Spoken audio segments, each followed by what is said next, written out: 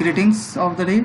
Myself C.A. Hemant Karunia, Assistant Professor Sri Samvaliya Ji Government College Mandfiya, District Chittorgarh. मेरे students, आज हम लोग house property chapter के practical questions देखेंगे, पर उसके प्रैक्टिकल क्वेश्चंस करने से पहले एक बार हम लोग हाउस प्रॉपर्टी का थोड़ा सा रिवीजन कर लेते हैं पहले वीडियो का। तत्पश्चात हम लोग इसके प्रैक्टिकल क्वेश्चंस करके देखेंगे।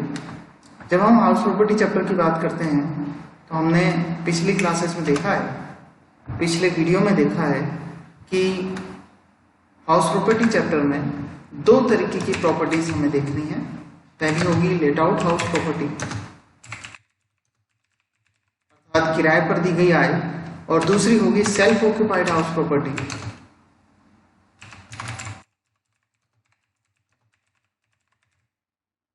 सेल्फ ऑक्यूपाइड हाउस प्रॉपर्टी जो कि स्वयं के निवास में रहने के लिए काम आती है।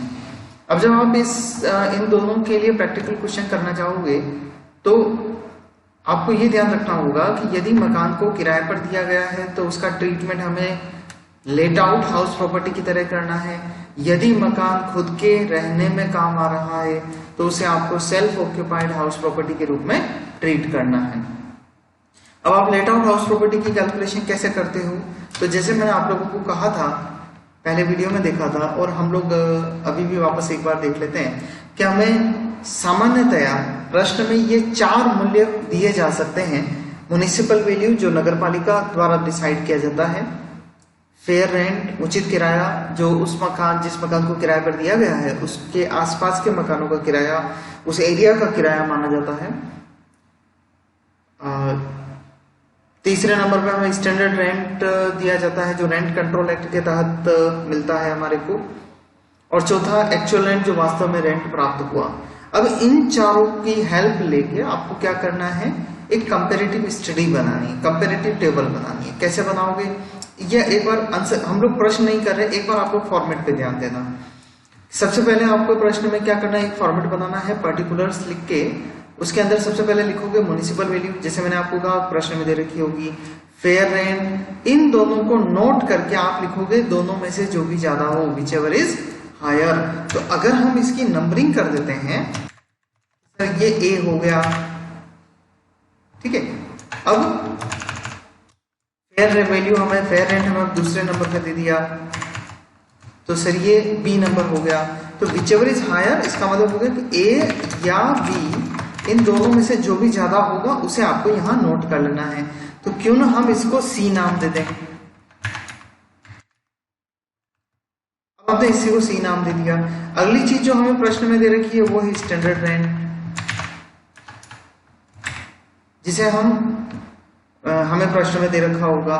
तो सी और डी को आपस में कंपेयर करके हमें लिखना है व्हिचएवर इज लोअर, मतलब सी और डी में से जो भी रकम कम होगी उसे हम लोग यहाँ पे नोट कर लेंगे। तो मान लीजिए इसे हमने ई नोट कर दिया। अब प्रश्न में हम एफ पॉइंट देखेंगे, एक्चुअल रेंट जो क्वेश्चन में दे रखा होगा। तो हम क्या करेंगे कि point number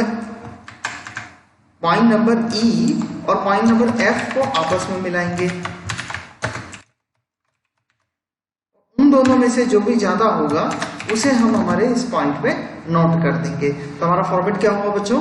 municipal value, fair rent जो भी ज्यादा हो, और सी जो भी ज्यादा हो, और स्टैंडर्ड रेंट जो भी दोनों में से कम हो उसे नोट करना है, और उसके बाद एक्चुअल रेंट इन दोनों में से जो भी ज्यादा हो।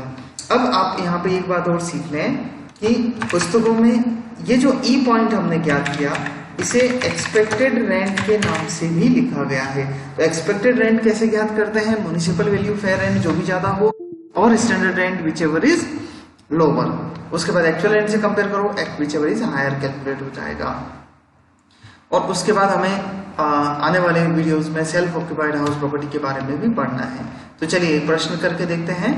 प्रश्न में लिखा गया है determine the gross annual value, GAV निकालिए तीनों मकानों की। GAV कैलकुलेट करेंगे हम लोग। मैंने फॉर्मेट आप लोगों को अभी समझाया। प्रश्न में दिया है municipal value, fair rent, actual rent, standard rent, और वैल्यू दी है पहले मकान, दूसरे मकान और तीसरे मकान की। तो आइए डिस्कस करते हैं। हमने लिखा ऊपर computation of gross annual value, format बनाया particular first house, second house और थर्ड हाउस। इसके बाद हमने लिखा प्रश्न से म्युनिसिपल वैल्यू कितना दे रखा है, 12,000, 24,000, 24,000 नोट कर दिया। नेक्स्ट लाइन में लिखा फेयर रेंट, बी पॉइंट में प्रश्न से लिखा 18,000, 18,000, 30,000।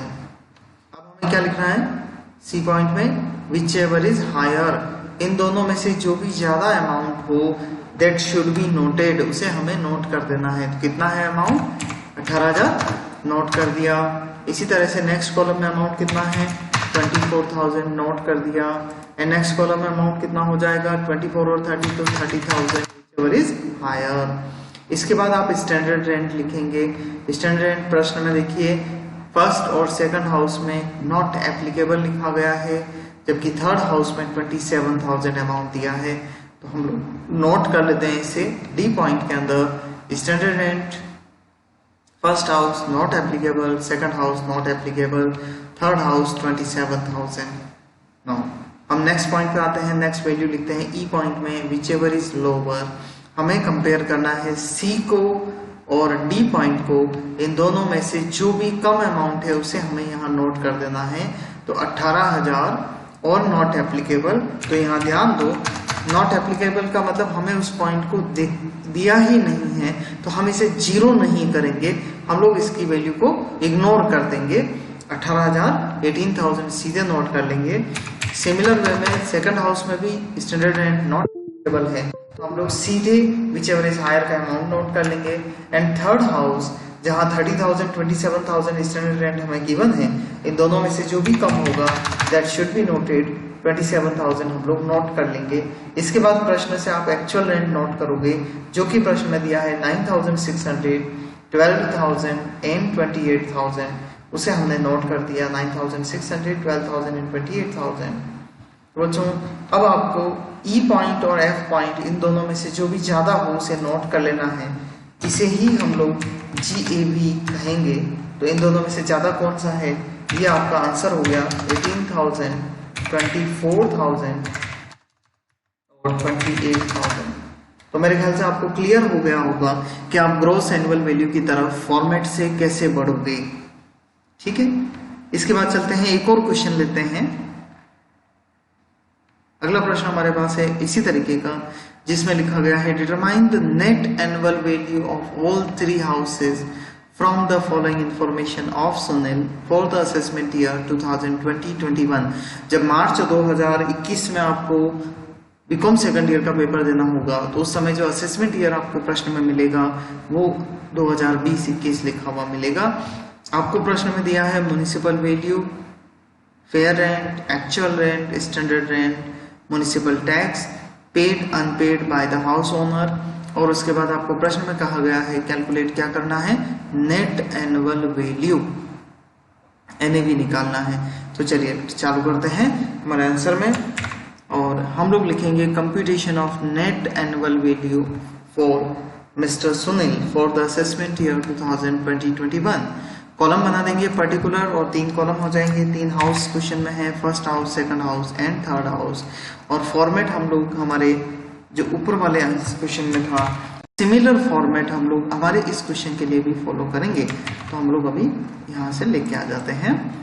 मैं इसे पुराने डेटा को हटा देता हूँ। अब हम लोग हमारे क्वेश्चन को चालू करते हैं। ठीक है,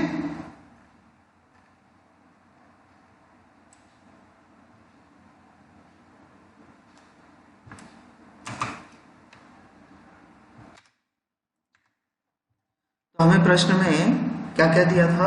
सबसे पहले म्युनिसिपल वैल्यू 48,000, 60,000, 72,000। अपने आंसर में आप इसे नोट कर लोगे। ठीक है, इसके बाद फेयर रेंट 72,000, 54,000, 78,000, आप इसे भी अपनी कॉपी में अपने आंसर में नोट कर दोगे। अब नेक्स्ट हमें क्या करना है, विच एवर इज हायर। तो इन दोनों में से ज्यादा कौन सा है उसे आप नोट कर दो, 72,000। क्या होगा, 60,000, 54,000 दोनों में से जो भी ज्यादा हो, और 72,000, 78,000 दोनों में से जो भी ज्यादा हो। इसके बाद प्रश्न से आप स्टैंडर्ड रेंट उठा के लाओगे, स्टैंडर्ड रेंट इसके नीचे नोट कर लोगे। डी पॉइंट में जो दिया है 60,000, 66,000, 96,000। अब सी पॉइंट और डी पॉइंट इन दोनों की तुलना करके आपको इन दोनों में से जो भी छोटा होगा उस फिगर को यहाँ लिखना है। तो 72,000 और 60,000 दोनों में से छोटा कौन सा है? 60,000। 66,000 और 60,000 दोनों में से छोटा कौन सा है? 60,000। 78,000 और 96,000 दोनों में से छोटा कौन सा है? 78,000। अब आपको एक्चुअल रेंट प्रश्न से लेके आना है। देखो ये दिया, इसे हमने यहाँ नोट कर दिया कि एक्चुअल रेंट क्या क्या दिया है। अब आपका नेक्स्ट कॉलम आ जाएगा विच एवर इज हायर, 60,000 या 48,000 जो भी ज्यादा हो। कौन सा ज्यादा है? 60,000, 72,000 इन दोनों में से जो भी ज्यादा हो। 72,000 और 78,000 और 90,000 जो भी ज्यादा हो। 90,000 ज्यादा है, 90,000 हम नोट कर देंगे। इसके बाद बच्चों क्योंकि प्रश्न में हमें नेट एनुअल वैल्यू पूछा है तो हमें म्युनिसिपल वैल्यू, जो म्युनिसिपल टैक्स जो है वो म्युनिसिपल वैल्यू पर कैलकुलेट करके हमें माइनस करना है। तो हम लोग फॉर्मेट में लिखते हैं ग्रॉस एनुअल वैल्यू हमारे पास आ गया था, इसमें से लेस करते हैं म्युनिसिपल टैक्स। ये लेस आप तभी करोगे जब आपने चुका दिया हो। तो चलिए देखते हैं। पहली कैलकुलेशन में लिखा है म्युनिसिपल टैक्स पेड 10%। 10% आप किसका निकालोगे? म्युनिसिपल वैल्यू का। तो 48,000 का 10% आप पेड है, इसलिए हम निकाल सकते हैं 48,000 का। कितना हो जाएगा? 4,800। दूसरे कॉलम में क्योंकि ये अनपेड लिखा है तो हम इसको माइनस नहीं करेंगे। तीसरे कॉलम में 12% पेड लिखा गया है तो हम लोग 12% किसका निकालेंगे? म्युनिसिपल वैल्यू का, जो कि 72,000 है। तो 72,000 का 12% कितना हो जाएगा? कैलकुलेट कर लो। 72,000 का 12% 8,640। जब आप म्युनिसिपल टैक्स जीएबी में से माइनस करोगे तो आपका आंसर आ जाएगा नेट एनुअल वैल्यू। जी पॉइंट में से, इसमें से 60,000 में से ये फिगर माइनस कर दो। तो 60,000 माइनस 4,800 आंसर आ जाएगा 55,200। ऐसे ही इधर नहीं है तो 72,000 हमारा आंसर हो जाएगा। और 90,000 में से 90,000 में से 8,640 लेस कर लो तो हमारा आंसर आ जाएगा 81,360। यह आपका आंसर हो जाएगा। इस तरीके से फॉर्मेट बना के आप लोगों को अपना प्रश्न हल करना है। डियर स्टूडेंट्स, इन केस आज के वीडियो में आपको कोई भी प्रैक्टिकल प्रॉब्लम आती है या कुछ भी आपको समझ में नहीं आया हो तो आप मुझे ऑफिस टाइमिंग में ये जो स्क्रीन पे आपको नंबर दिखाई दे रहे हैं इस पे व्हाट्सएप मुझे कर सकते हैं और ईमेल से भी आप मेरे से क्वेरीज पूछ सकते हैं। ईमेल आईडी है मेरा hemankarunya@gmail.com। ठीक है, थैंक यू।